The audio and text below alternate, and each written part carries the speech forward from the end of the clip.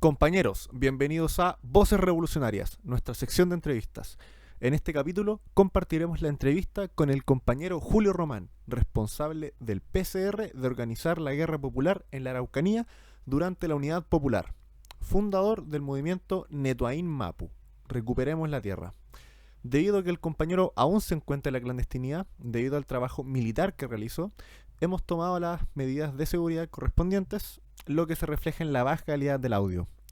A pesar de esto, la siguiente entrevista constituye un documento histórico de la primera y única experiencia en Chile por organizar la guerra popular prolongada. Comencemos. Compañeros, estamos en una entrevista un poco particular, no estamos en nuestros estudios de costumbre por medidas de seguridad, y para entrevistar al compañero Julio Román, ex miembro del Partido Comunista Revolucionario en la década del 60-70 y encargado del trabajo campesino en la Araucanía del periodo de la Unidad Popular. Buenos días, compañero. Buenos días. La verdad es que yo fui enviado expresamente de acá de la zona centro, Valparaíso específicamente, a abrir el trabajo rural o campesino. Me envían específicamente a una comunidad mapuche. ¿Ya? Eso fue en marzo del 69 y recién nosotros hicimos la primera toma, por decirlo así, en septiembre del 70, cuando se estaba eligiendo el gobierno de Allende. Aprovechando esa instancia, ¿ya? Ahí nos tomamos el terreno. Esa fue la primera recuperación y ahí lo pusimos de inmediato nombre al movimiento Netuain Mapu, que quiere decir recuperar las tierras.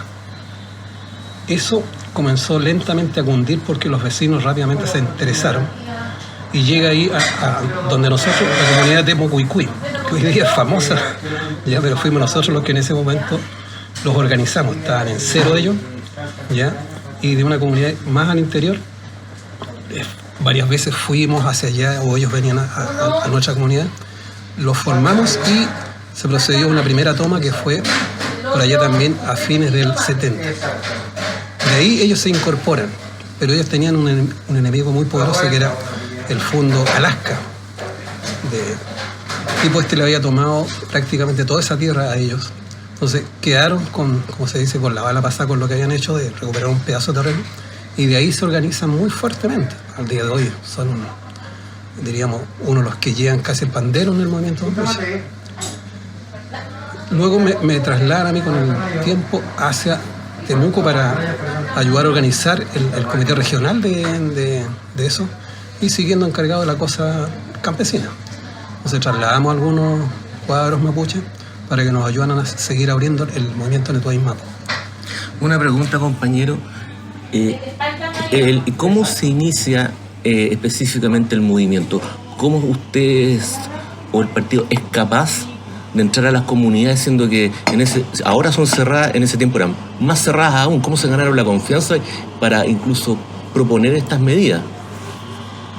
Así te decía que yo llegué en marzo del 69 y la primera toma se produce en septiembre del 70. O sea, estuve más de un año yo trabajando de campesino. Yo era campesino igual que ellos.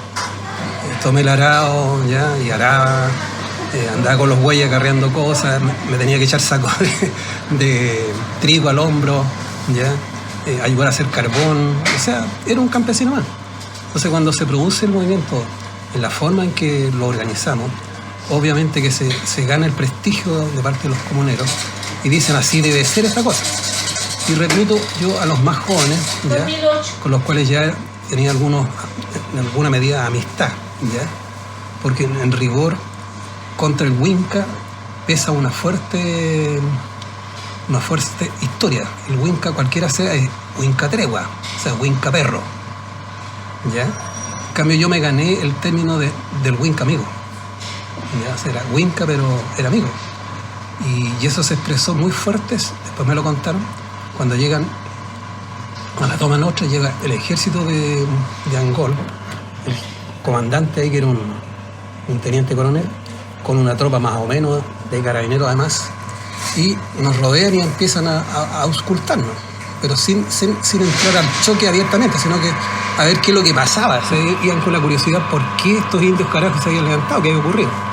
Entonces ven de repente de por medio a un Huinca, ojos verdes, tez clara, ya, de bigotes medio rubios. Entonces, este es Winca. Este weón debe ser el que dirige. Y entre ellos decían, ¿y si los llevamos preso a este gallo? ¿Cuál fue la opinión de la gente? Las mujeres rápidamente se organizaron cuando escucharon y hablaron en mapuche. Si se van a llevar al compañero preso, nos tiramos encima, que no nos sacan nica. O sea, el compañero no se puede ir preso. Y ellos después me contaban, yo no me percaté de ese incidente, porque obviamente que la visita a los militares fue pasar por todos lados, viendo qué es lo que estábamos haciendo, ¿me entendés? Fueron a ver la ruca, fueron a ver, ¿no es cierto?, el agua que teníamos, etcétera. Hice un recorrido por todo el terreno y se encontraron conmigo, obviamente que les llamó la atención, y ahí empiezan entre ellos a parlamentar de que a este tipo deberíamos llevarlo preso al tiro. Y la respuesta de las mujeres mapuches fue: hacemos un círculo en torno a él y no lo dejamos que lo saquen nica. Al compañero no se puede ir. ¿Ya? Oiga, compañero. Ahí se había ganado, te fijas, una confianza muy sólida, lo que me permitió después que pudiéramos empezar a compartir con algunos como militantes del partido y sacarlos a organizar Temucuicú u otros lugares. Una pregunta, compañero, entonces, ¿cuál fue la política del partido o cuál fue la dirección que dio el partido para levantar el trabajo en la Araucanía? O sea, que en el fondo, ¿cuál era el objetivo?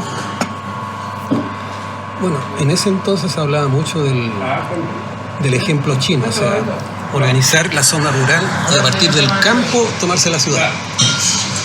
En la práctica se creía que organizando a los mapuches y luego a los demás campesinos de la zona podría generarse un buen movimiento, ¿no es cierto?, que le diera asidero a esa política de que del campo vamos a tomarnos la ciudad. Cosa que había hecho Mao, pero nosotros no éramos Mao. ¿Ya?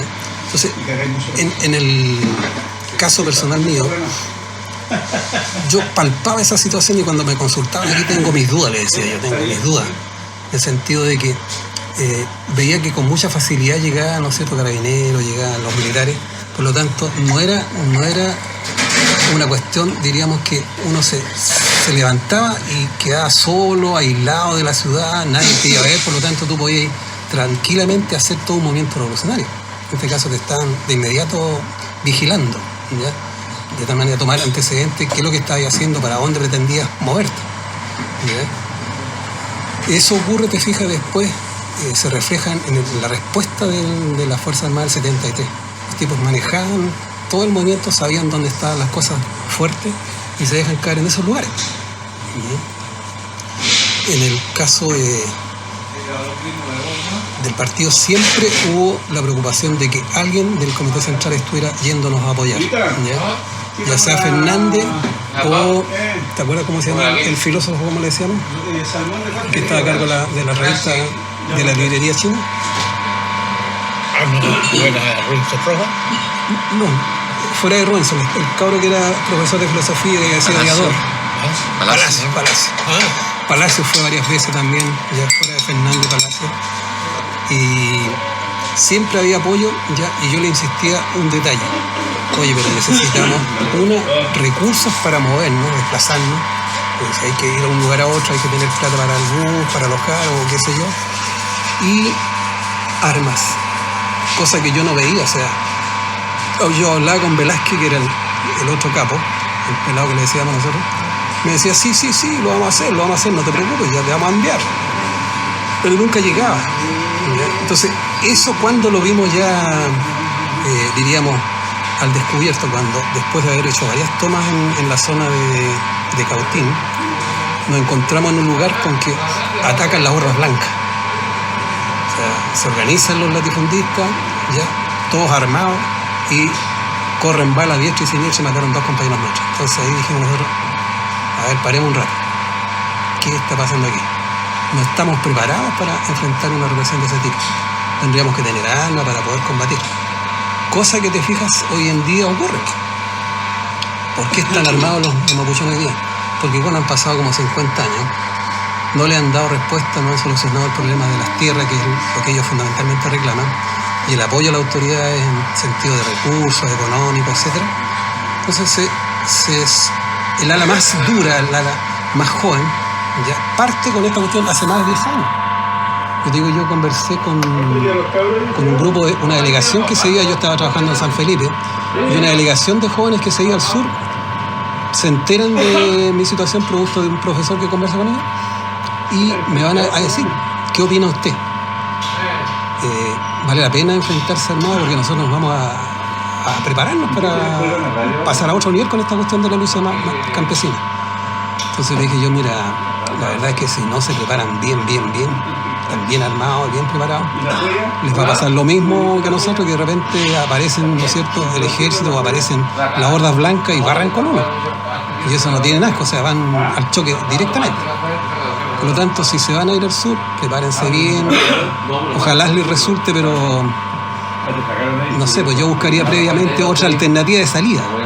Y ahí aparece el movimiento, ¿no es cierto?, de Yaitul y de otros más, buscando una solución, ¿ya? Una solución más pacífica, entre comillas, pero se estaba incubando a la espalda de ellos ya el movimiento armado fuerte, ¿ya? Pero esto, como te digo, es producto de la experiencia del periodo 70-73, sobre todo en el periodo 73, que después de iniciar el golpe mismo, barren con todos los lugares donde hubo lucha campesina. A los principales dirigentes los toman. Tuvimos la suerte que no tuvimos muertos, pero sí desterrados varios. Varios de los dirigentes tuvieron que irse a Bélgica, a Holanda, que se iba para afuera. Tuvimos la suerte que uno de los comandantes que estaba a cargo de la zona de Temuco era un gallo relativamente flexible, ¿ya? No era de la onda, ¿no es cierto?, gorilas que había que correr cuchillo y se han sacado, no. Aquí les dieron la posibilidad de emigrar, ¿ya? Eso más o menos te podría decir yo, de que la experiencia que se parte es meterse en la zona rural, ¿no es cierto?, trabajar, convertirse en un campesino más, entenderlos a ellos en su manera de ver el mundo, porque el mapuche tiene una cosmovisión distinta a nosotros. Ya te decía, los Winca piensan de otra manera, ¿ya? Tienen otras creencias, ¿ya? Y a partir de eso formar lazos fuertes. Entonces el movimiento, después de recuperemos tierra, Neto Mapu, empieza a rendir con mucha fuerza, ¿ya? Porque había credibilidad en nosotros. Nos vieron unos tipos que vienen de afuera iluminados así a organizarnos, no, éramos parte de ello. Compañero, una pregunta. Este trabajo de Nebotín Mapu, si bien parte con la primera toma del año 70 y se desarrolla durante todo el periodo de la Unidad Popular, y escuchándolo ahora, digamos, esta falencia que hubo tal vez de la dirección del partido de proporcionar los medios, ¿usted a qué cree que se debió? O sea, si bien iban con la directriz de organizar la guerra popular. Bueno, había dentro del partido, ¿no es cierto?, estaba la fracción de Fernández, que era el que, o sea, perdón, el pelado, ¿cómo se llama el pelado? Benque. Pero ¿cuál es el nombre de esa? Velázquez, ¿ya?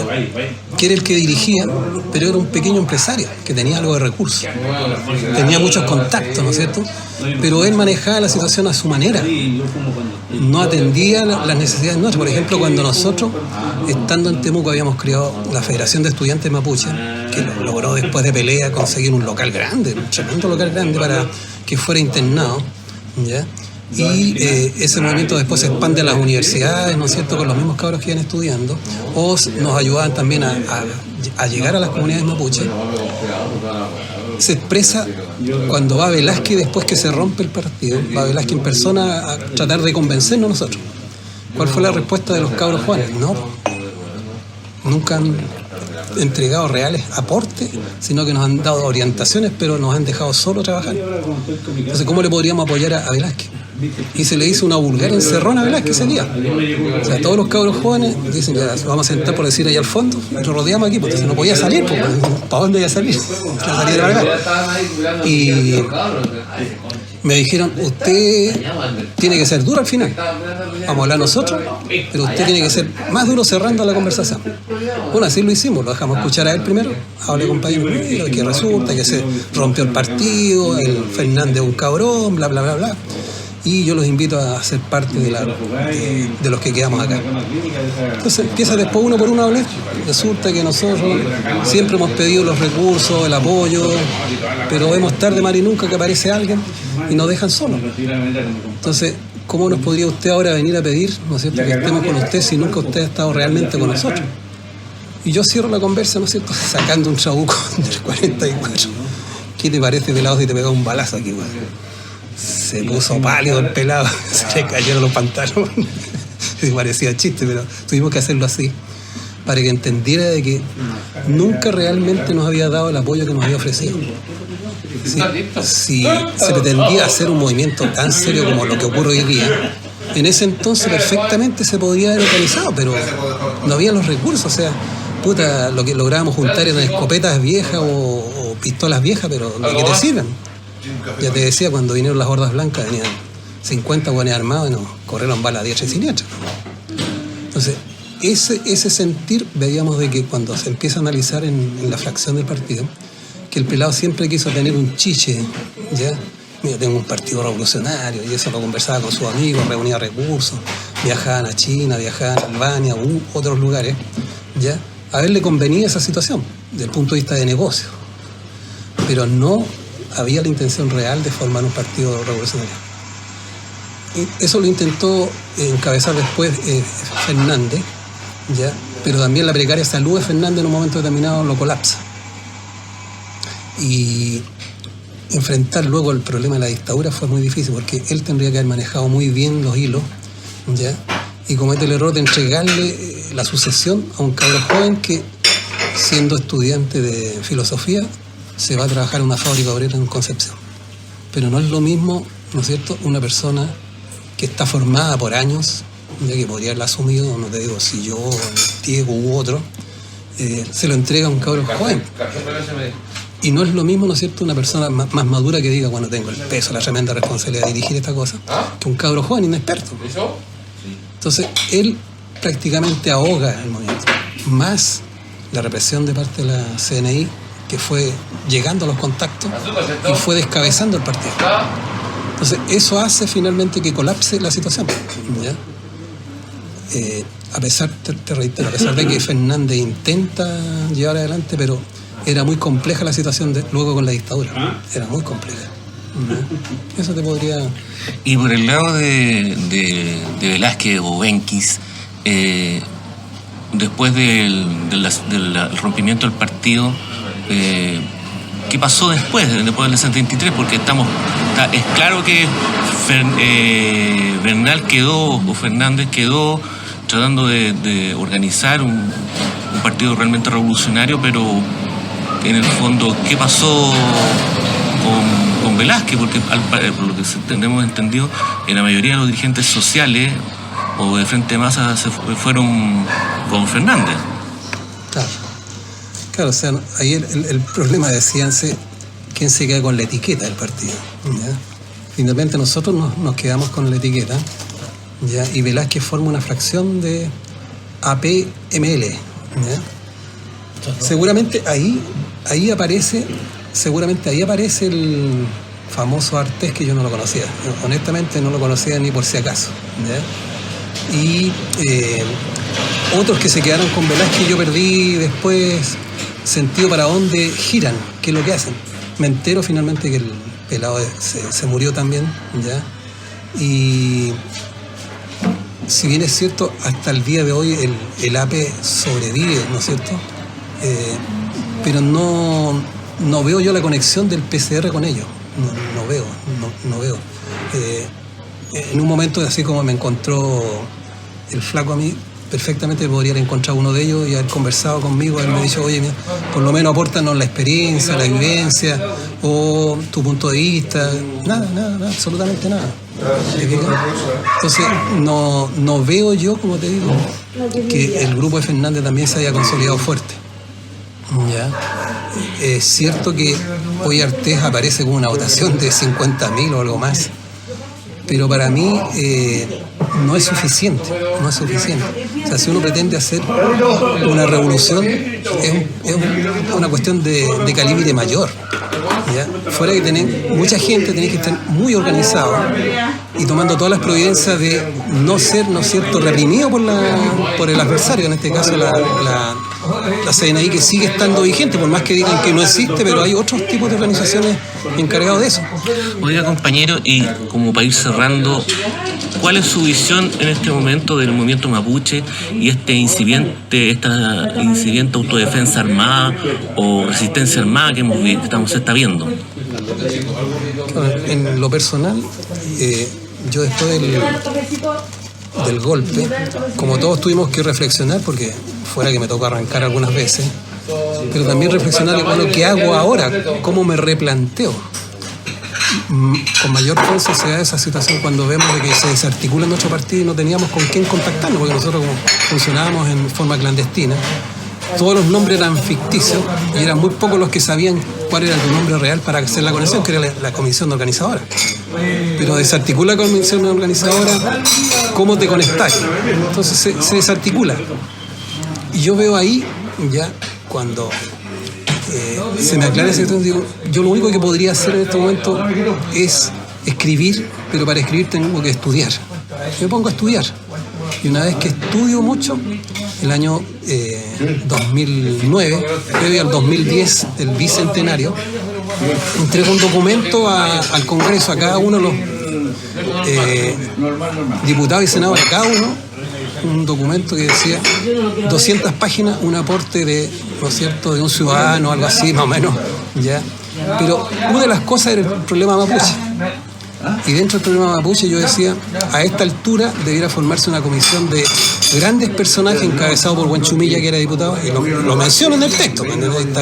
Huenchumilla perfectamente, que conoce el problema y que es un mapuche, podría dirigir esa comisión y sentarse en la mesa, estoy hablando del 2009.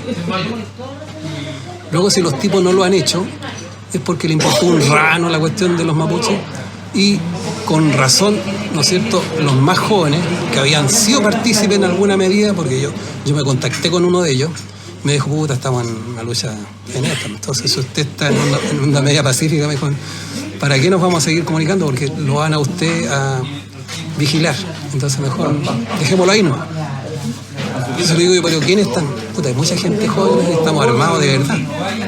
Ya ella no me cuenta más detalles de cómo se organizaron, porque eso ya pasa a ser secreto de Estado, por decirlo así. Pero que están organizados y hay un movimiento fuerte dentro de los mapuches. Entonces, está por un lado el CAM, la CAN, otras parecidas que, ¿no es cierto?, tratan de negociar con las autoridades, pero también está el movimiento armado, y ese es fuerte, ¿ya? Se me ocurre que en este minuto las Fuerzas Armadas no han intervenido mayormente fuerte porque están estudiando el terreno. Pero si quisieran meterle el diente, se va a armar una balacera más o menos. Porque los militares saben de que en este caso se van a enfrentar con grupos armados decididos a responder. Y el pueblo mapuche va a tener, ¿no es cierto?, ya no uno o dos muertos, sino que va a tener muchos muertos.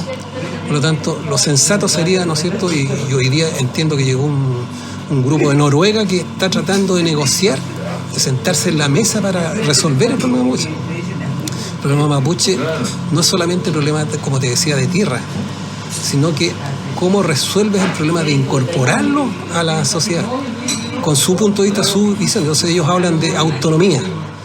¿Cómo logramos la autonomía del pueblo mapuche? Es un problema, te fijas, bien complejo, porque los Wincas, ya te decía, vemos la cosa del punto de vista del capitalismo o del socialismo, pero ¿y ellos cómo lo ven?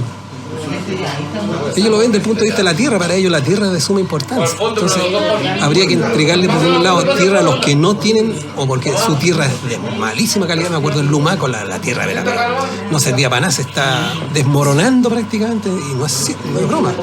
Tremendas sequías ya, le estaba quitando cada vez más metros de tierra. Entonces esa gente necesita tierra para poder trabajar como campesinos. Su tierra para ellos es importante. Mapuche es hombre de la tierra. Entonces, es obvio que tenéis que darle tierra. No solamente pensar en que le vamos a entregarle recursos vía SAC, vía INDAP o quien sea, o Banco Estado, sino que además poseer tierra. ¿Cómo lo hacemos? Ese es un gran dilema. Pero si no nos sentamos luego en la mesa, esto va a terminar peor, una masacre por cualquier lado. Esa es mi apreciación y mi inquietud en este momento del problema de Muchas gracias, compañero, por compartir esta historia del partido, este episodio tan importante, porque en buenas cuentas sería la única experiencia que se puede acercar a la guerra popular prolongada que proponía el partido. Y vemos que lamentablemente los dirigentes no estuvieron a la altura o no supieron interpretar la realidad nacional. Nuevamente le agradecemos mucho al compañero Julio Román, ex miembro del Partido Comunista Revolucionario desde el 60 al 70. También tenemos que mencionar también que es miembro del Comité Central y, digamos, responsable del trabajo campesino en la Araucanía. Muchas gracias, compañero. Agradecer al compañero Julio Román por darnos testimonio de la actividad armada y revolucionaria que desempeñó el Partido Comunista Revolucionario de Chile durante la Unidad Popular y posteriormente durante la dictadura. Muchas gracias, compañeros. Y recuerden, compañeros, la revolución es necesaria.